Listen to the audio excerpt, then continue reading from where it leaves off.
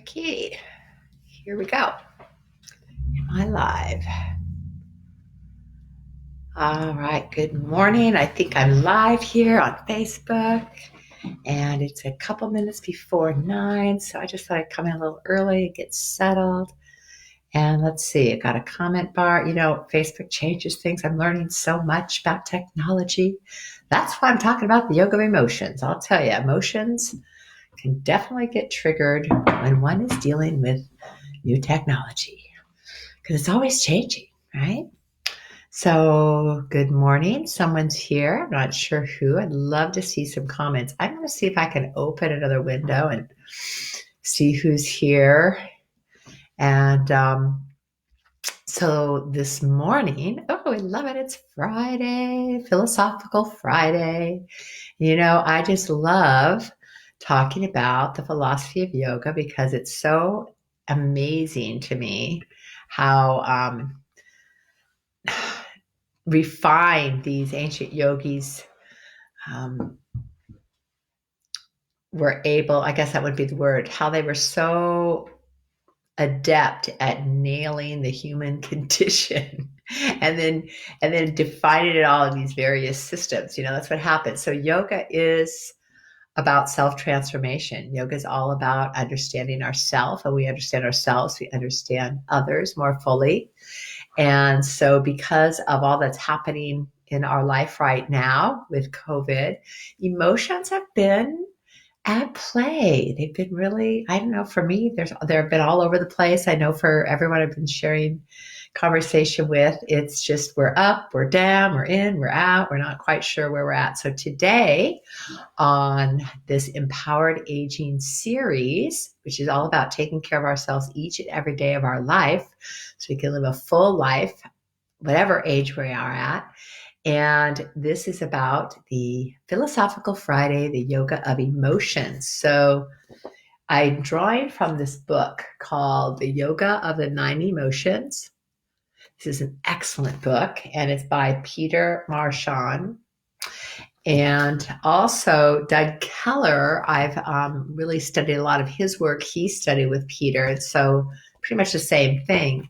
But I'm going to go over these 9 emotions. So for the next half an hour, I'm going to take you through a little bit of a meditation, and we're just going to take a look at what does it mean. I mean, there are a lot of different emotions that we experience, but in Rasa Yoga, they really have dialed it down into 9 main emotions, and then those emotions expand into other expressions, right?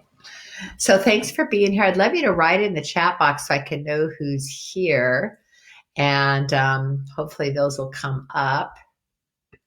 And I've got this new formula here on Facebook, so I can write. Love to see your comments. And so I'd like you to get settled. We've got 30 minutes to dive into a little philosophy today and to just understand our relationship to the emotional body. So I speak a lot. Hi, Mary. Good morning. Okay, good. I could see your comments over on this other page. So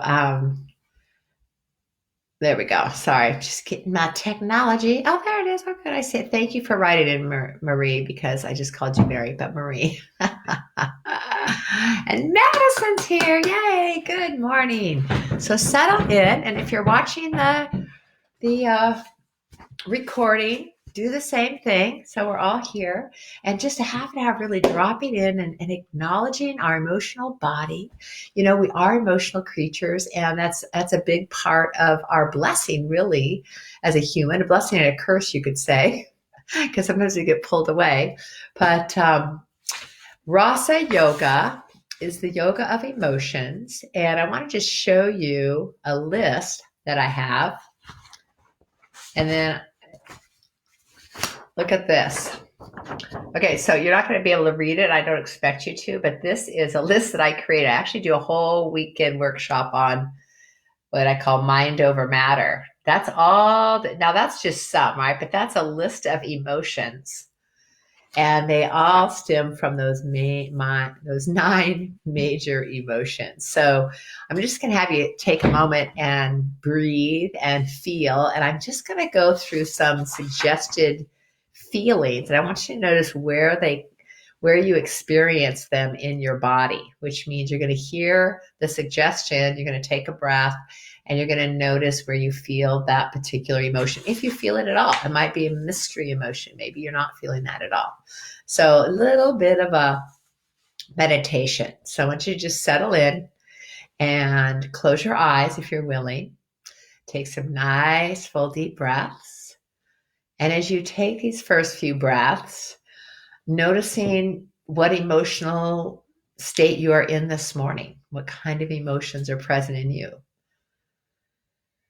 Sometimes you might think, oh, I'm not feeling an emotion, but there's always something. So maybe that's contentment, right? Maybe that's ease. What kind of emotion is present? If you're just joining, just take some nice deep breaths. We're doing a short meditation and just dropping in to really feel what's most real inside of us.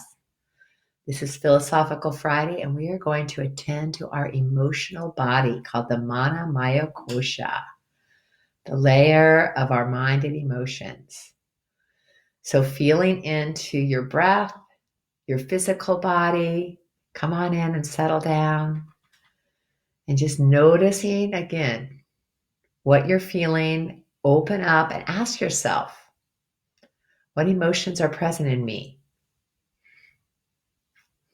How did you awaken this morning? What was alive in you when you first opened your eyes? And just breathing deeply and evenly. I'm just going to go through a little bit of a list of emotions. Hi, Wendy, settle in and just feel into this. So can you feel anywhere in your body any feelings of agitation? You're just coming on. Is there anything that feels agitated? Is there anything that in your body you feel the sensation of anxiousness at all? Any anxiousness? Has that been in your radar lately? How about apathetic? Any feeling of apathy? So just going to visit some of these emotions. Just ask yourself, where do I feel apathy in my body? It might not be there. It's okay. You're not trying to force anything. How about bliss? Anyone feeling any blissfulness in your body this morning? Boredom. Any boredom come up for you lately? Confusion. Feeling confusion at all in that emotional body. Confidence. What does confidence feel like if you invite that in? Where do you feel confidence in your body? Contentment. What is the feeling of contentment?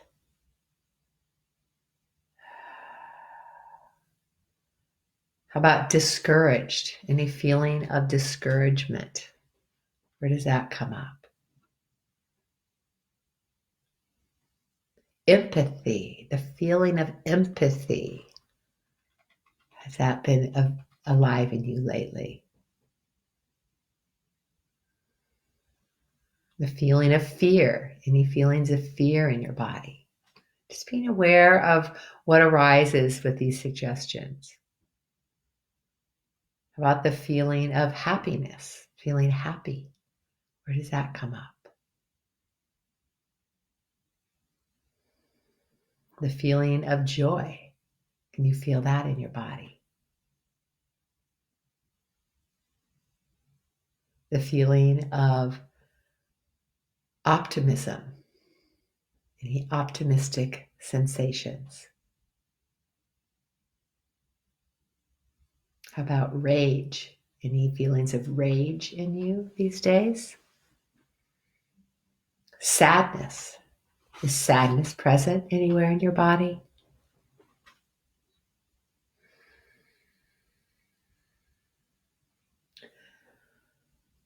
And how about skepticism? Any emotion of skepticism?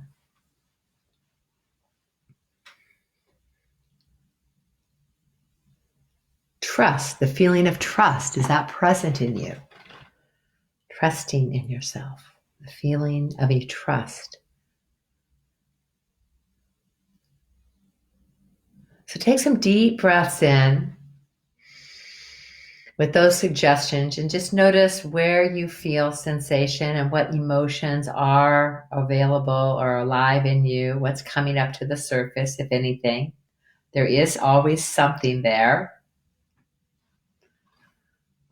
So breathing deeply and evenly into whatever you're feeling, welcome it all. And then slowly open your eyes. Long, slow, deep breath in, long, slow, deep breath out, and welcome, welcome, welcome. So good morning and welcome to your emotional body. Those of you that just tapped in, thanks for being here. Here is a list of emotions I have in my course handbook.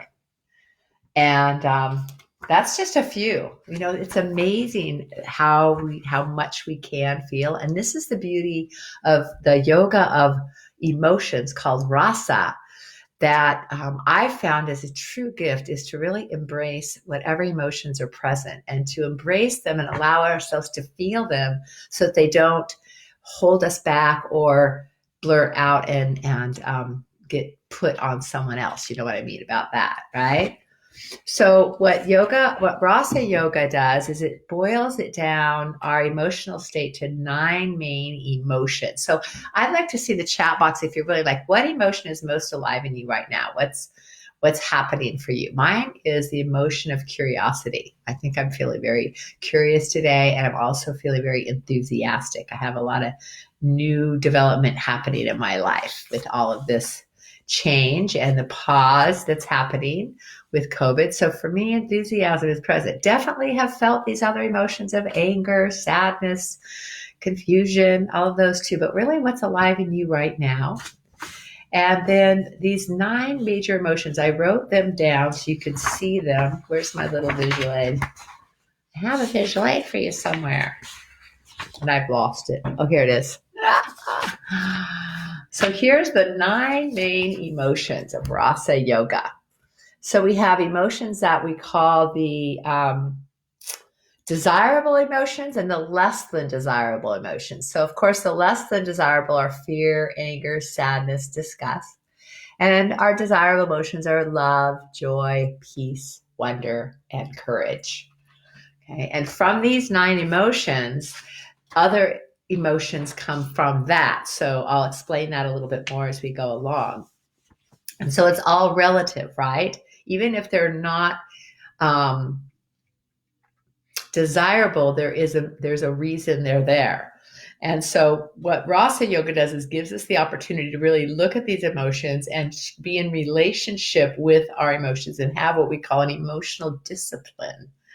And we take in an emotion, just like many of you that have studied with me will look at a sutra or we'll look at a particular perspective and we take it on for the day.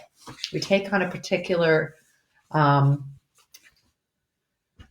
perspective of the day, just to see through a different lenses, like we're putting on different lenses for the day. So you can choose an emotion and notice how you are experiencing that emotion for the day. And so you either, and you don't get involved in it, you just watch, right? You can take that on for a day, you can take it on for a week, you can take it on for a month. So starting with a day is a good idea. And it's really a good idea to actually start with the less desirable emotions, because we want to be in right relationship with the less desirable emotions so that they don't take us out of balance, right? This is all about being in balance. Yoga is about being in balance and getting to know ourselves. It's the path of self-transformation. And so let's look at those individual emotions. And so many things here. So the role of emotions, I'm going to read a little bit from my handbook that I created for this workshop. Role of emotions in our life has everything to do with the well-being of both our mind, of course, and our body. Our body feels everything, right? And the emotions act as messengers of communication. So this is why it's important to really notice and not push them aside. They are the communication between our physical and our psychological layers of being. So in classical yoga, which is where we have the Yoga Sutras, if you know about the sutras, it really talks about transcending the body and getting out of the body and stilling the mind to transcend our basically our humanness. And it really points to the emotions as a primary cause of suffering, which they can be. However, in the Tantra philosophy, and maybe I'll get into that in one of these philosophical Fridays, explaining a little bit more about classical versus Tantra. But in Tantra philosophy, it really teaches to embrace our humanness and to utilize the emotions as a way of discovering more about ourselves and to really be aware of that relationship between our senses, which is our emotions, and the higher self. And so it really brings this richness to our life. We're not trying to transcend the body or transcend the emotions. We're embracing it all as a means of learning more and being more connected, right?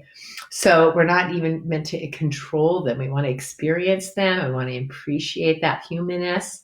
And the word emote, E-M-O-T-E, to emote is defined as moving away from or to move out from. And so this signifies that the emotional expression is how we put ourselves out in the world. It's really our personality. And so rasa means the essence of emotions. And it also translates, I love this word rasa. I think I'm going to put on my license plate. Rasa also means taste, like tasting the sweetness, means juice, the juiciness of life, and it can ultimately mean bliss. So the rasa gives us that juicy experience of being an emotional creature. And so it's partly emotional, it's partly mental, it's partly physical. So it brings these parts of ourselves together. And it really allows us to connect more fully with life, right? To feel the emotions of life. And so these 9 emotions. So let's take the emotion. I'm going to start with the less desirable one. I have just enough time, I think, to get through them all. And then I'm going to go into the more desirable because I thought it'd be good to end with those. But the least desirable emotion and the only emotion that is said to have absolutely no benefit to it, so it's a good idea to practice releasing it, is disgust. Isn't that interesting? And disgust can be experienced as dissatisfaction, depression, even self-pity if you feel disgusted with yourself. I think we've all experienced these emotions at one time or another. But that feeling of disgust is something we really want to clean out. And that's called sadhana, the practice of being present with this emotion so we can clear it out. So it said that no rasa is more useless than disgust. And this feeling of disgust or dissatisfaction with oneself or other really doesn't do anything to improve our life or improve our relationships. I did actually find that I was able to have a lot more empathy for someone that's in my life at a distance and understand why we had a challenging relationship, because this person is actually a family member. I started to see how this person really comes from the place of disgust in his life. I think that he has what we would call disgusting behavior. He's very cruel to other people and says cutting things, and therefore he's kind of been cut out of the family. So he's created this situation of suffering, and I think it really comes from a sense of deep disgust he has in himself.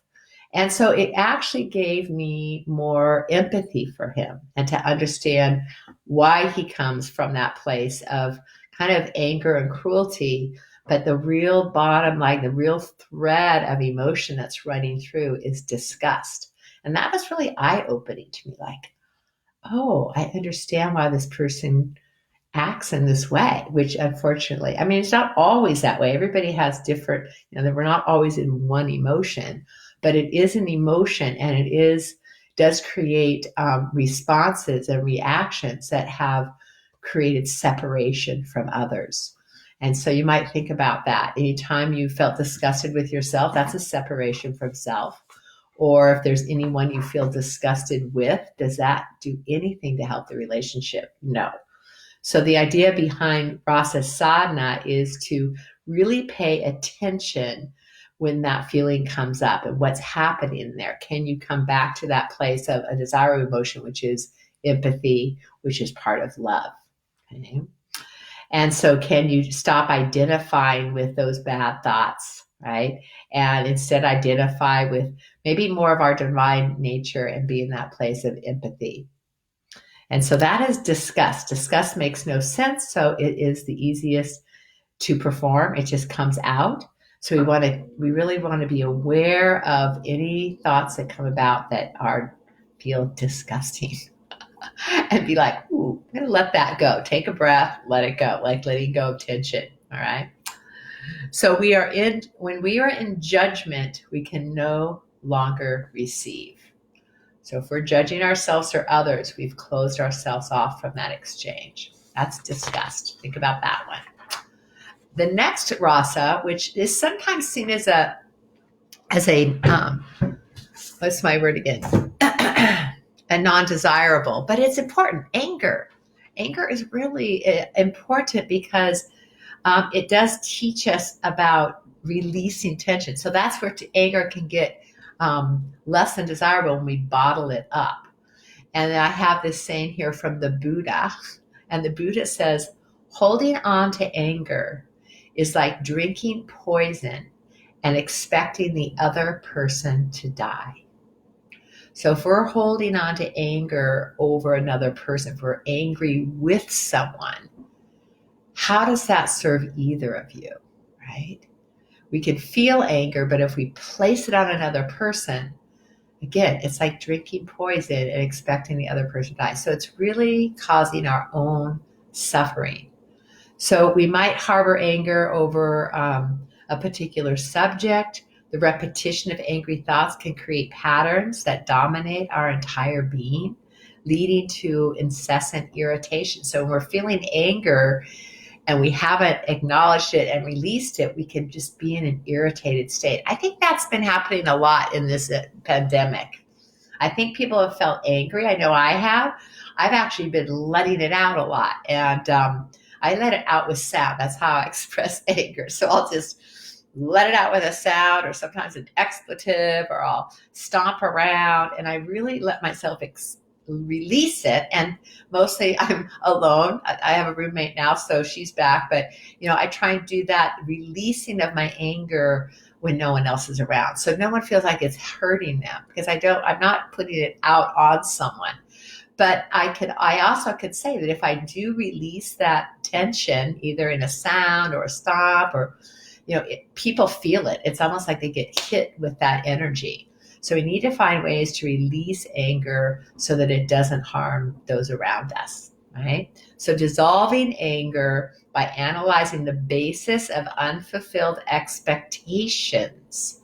And so there's a lot of unfulfilled expectations right now, right? We're living in the age of uncertainty. We don't have answers. We don't know where we're going. So anger can build up with that. So maybe today you take on the Rasa Sadhana, the practice of emotion, of really looking at your relationship to anger, right? And notice it, but not let it pour out onto anyone else. Or maybe you need to do something to release it. Go into the mountains and make noise, or beat on a pillow, or growl, whatever it takes to release it, but to let it move through you. And then to take on an emotion that's more desirable, a sense of peace, love, joy, but really looking at your relationship to anger and accept it, but try not to act on it, and especially in the company of others. Okay? So analyze that anger. And one other thing I want to say about this is interesting. There are times when the fire of anger can serve as a purifier to negative emotional patterns, burning away toxins created by dissatisfaction and irritation. However, if it burns too long, it can begin to disturb our body chemistry, and actually can come up as joint pain and cardiovascular disease and illness to the digestive and nervous system. So we don't have time to go into all this, but our emotions do affect us on that physiological level, which I always like to pay attention to. Okay, I'm going to cruise through here. I'm going to just stick with disgust and anger today. There's sadness, bliss is our true nature. Sadness is not. I'll say that. So if you've been feeling sadness, maybe it's an opportunity for you to really be empathetic for that emotion. And what's really important in yoga, we realize that we have emotions, but we are not our emotions. So if we harbor them and we hold on, we can start to identify with them. So we're meant to move. So, we are emotional creatures and we're meant to have things. Our body needs to move, our breath needs to move, and our emotions need to move. So dedicate yourself to really having true compassion for sadness for yourself and others. If someone else is sad, can you just be with them and not try and dissolve it? Tell them it's going to be okay. Just let people feel their emotions and then they move through instead of cutting them off, right? So that is the other one that we call kind of an undesirable, at the same time, it's part of life. And like in mourning, sadness, when there's really something, a loss. Some of you are mourning the loss of a job or the loss of a loved one or the loss of an opportunity. So recognize those things in yourself. Maybe you journal about it or just really let yourself feel it and then it'll move through. And the last one that's the non-desirable is fear. Now, fear is a safety mechanism. We are wired to be looking out for things that could be dangerous. That comes back from our ancient times when our life is threatened more often. These days, our lives are not as threatened, although with COVID, we are. So we've got this baseline. In fact, planetarily right now, fear is present. And so you need to look at what your relationship is with that fear. And you're going to go in. Are you going to go into that fear? Or are you going to go into that trust that this is a shift and a change and we're going to come up with a solution rather than being part of the problem? So mastering fear means to, overcome it with your own inner strength. And again, with love. Love heals all things. Okay. And with truth, what's really happening right now. And when you look, if you're here and you're on this, you're here, you've got a computer, you've got a home, you've got the accessibility to food, your basic needs are being met. When we can really look at that, then we can recognize that maybe we don't have as much to fear as we thought we did. Now, financially, there's a lot going on in the world. We've lost jobs, we've lost retirement, all these things are coming up, but really looking at it today, what's really happening today? Okay, is your life threatened today? Can you settle into acknowledging that sense of maybe being fearful, but not letting it overtake you? Because that doesn't solve anything. So making a clear distinction between planning and worrying. So if you worry is just an energy drain. So can you look for, okay, how can I plan ahead?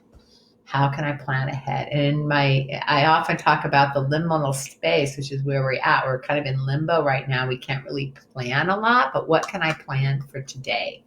So trusting that in the unfolding of life moment to moment. This takes practice, right? This is why we want to do a meditation. So maybe today you take on a little bit of practice with fear and really look at it. So fear and anger are kind of companions. We come out sometimes with anger when actually we're feeling fearful. So be aware of that.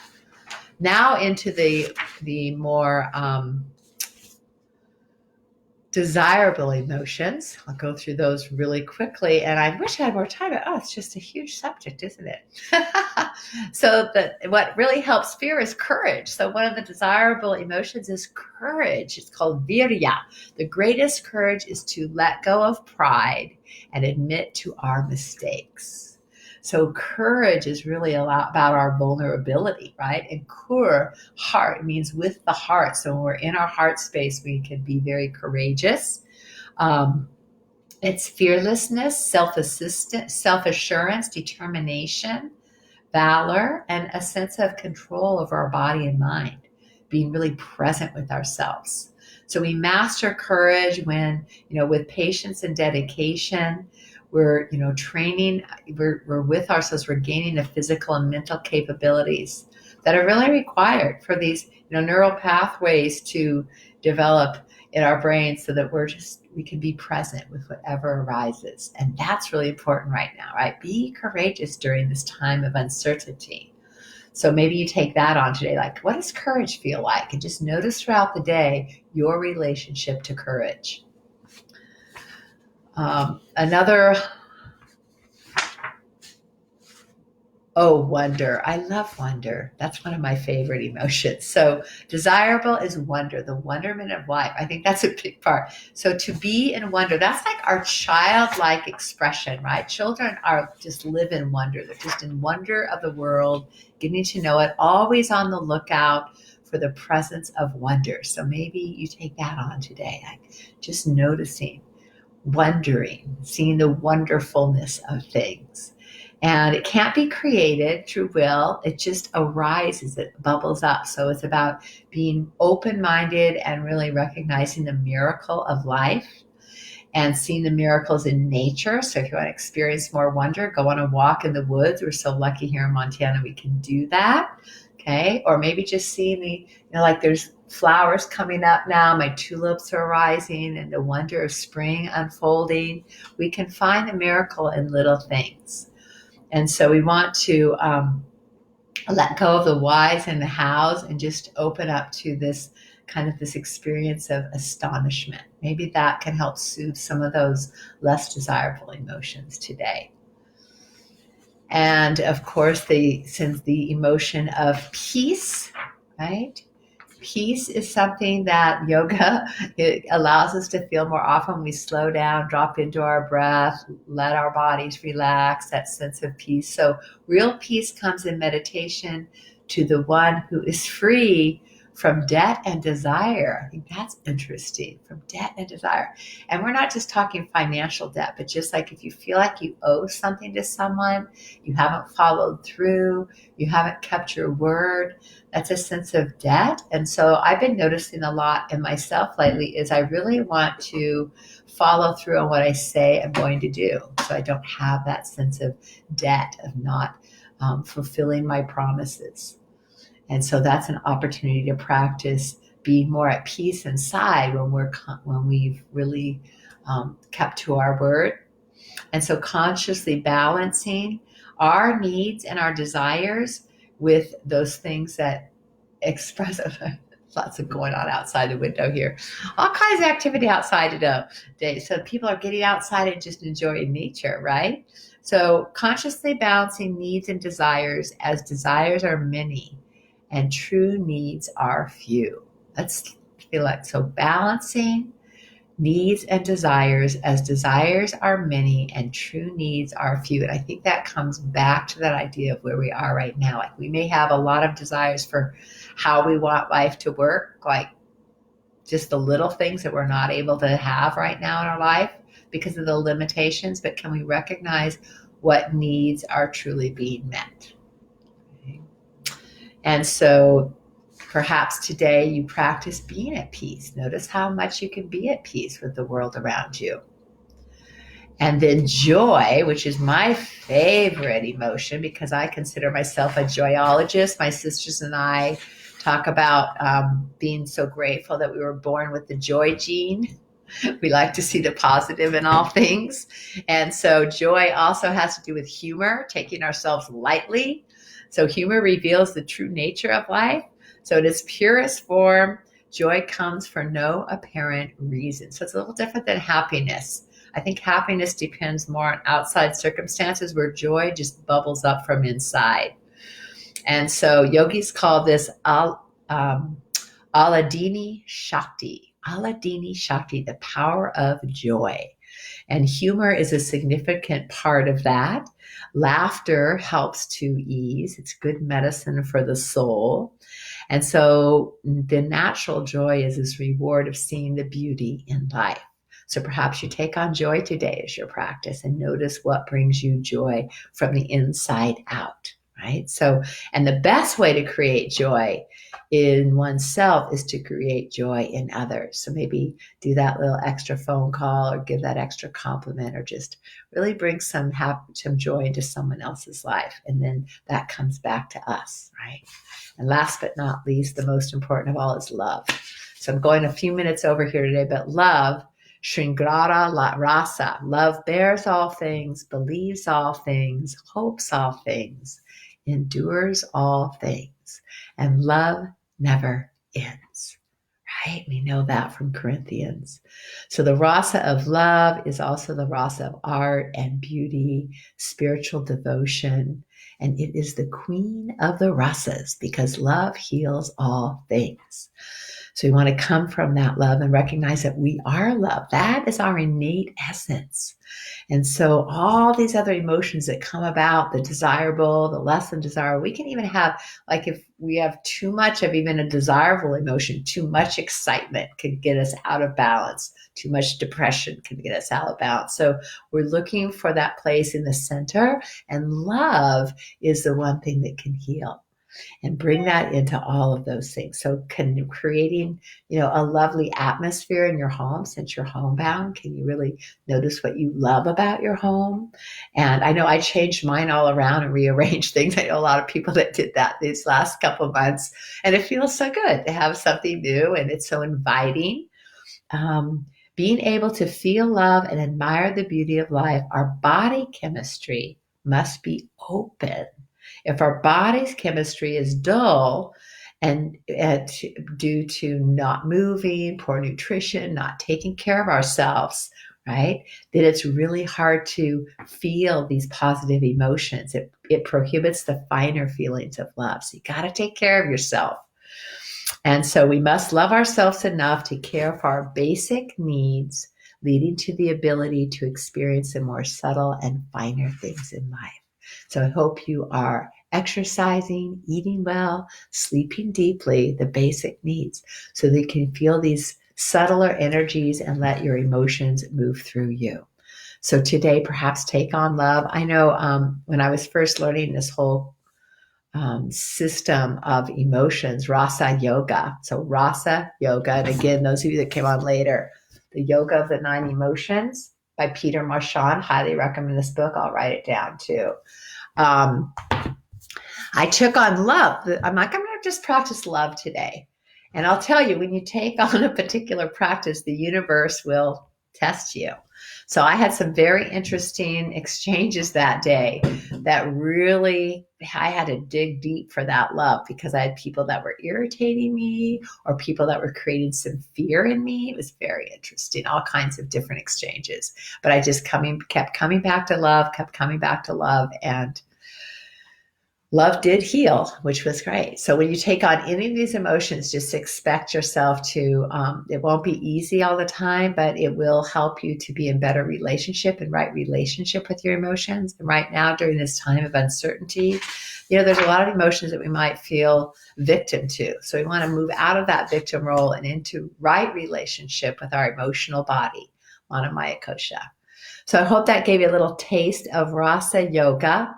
And yes, all of these subjects are big when I come into Philosophical Friday. I'm sure it'll be, every philosophy can be unpacked over and over again. So just so you know, I'll be back on Monday with Mindfulness Monday. And so that has everything to do with meditation, mantra, mudra. Wednesday is Wellness Wednesday. I'm not sure what my subject is next week. I'll get that set up in the next day and write those up and let you know. But really about taking care of ourselves physically as well as mentally and emotionally. And then on Friday, Philosophical Friday. Also, Hatha Yoga Tuesday, Thursday, live and online, 9:00. That's been really fun. Check that out. The links are on my website, yogamotion.com. And if you are interested in any of those subjects, I'd love to know your request for a subject you'd like to learn about. This is my dharma. I love teaching yoga and Ayurveda and wellness education. And this is how we can, get through these times of uncertainty and arrive maybe in a whole new way on the other side. So thank you for joining me today.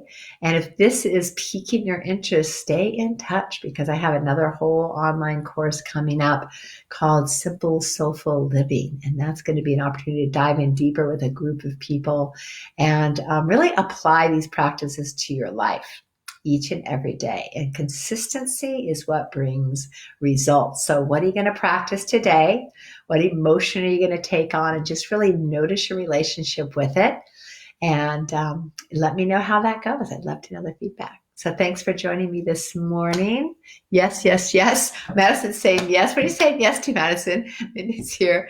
Thanks again for being here, ladies, and be in touch. Enjoy your day.